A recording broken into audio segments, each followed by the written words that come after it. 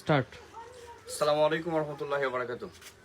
আমরা আজকে এখানে উপস্থিত আমাদের গ্রামের একজন মুরব্বী, আমরা বড় ভাই ফরিদ ভাইয়ের মেয়ের অসুস্থতার ভিডিও বার্তা কালকে আমরা পোস্ট করছিলাম।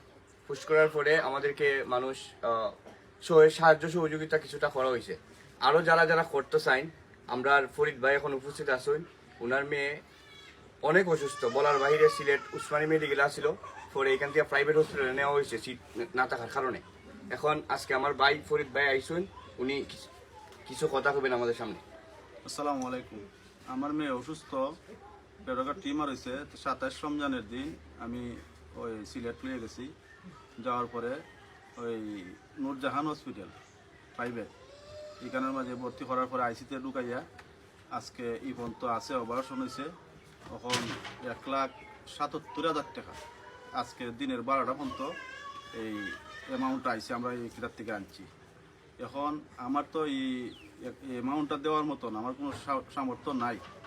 এখন আমি সকলের কাছে সহযোগিতা চাই, আমি যাতে আমার মেয়েটারে এই টাকাটা পরিশোধ করে আমি মেয়েটারে আনতাম পারি এখান থেকে। আর এরা সাগর ভাই, শকত ভাই, এখন তারা পুশ করার পরে আমি এখান থেকে আরও কিছু টাকা পাইছি। আর বাকি এখন যারা করুন, সাগর ভাই, শকত ভাই, আমার আব্দুল্লাহ আসা, ফারুক দুফরাজ, আমার বড় ভাই রাজন ভাই, তারা আসুন, আমার বড় ভাই আসুন আলী। তখন তারার মাধ্যমে আপনারা দিলে অসুবিধা নাই, আমি পাইমু। এই আমার কথা। আমার মেয়ে এখন বর্তমান সিলেট এই যে কিতা হয় জানি নূরজাহান এই 12তলা, হ্যাঁ, তাই এখন আসি নাকি। এখন আমি টেকার লাগে আমি মেয়েরা আনতেও পারছি না। এই আমার কথা। হলই আমার সহযোগিতা হত্যা। আর আজকে আমরা প্রবাসী, আমরা ভাই নুমান ভাই, উনি তারে কিছু সাহায্য করছেন।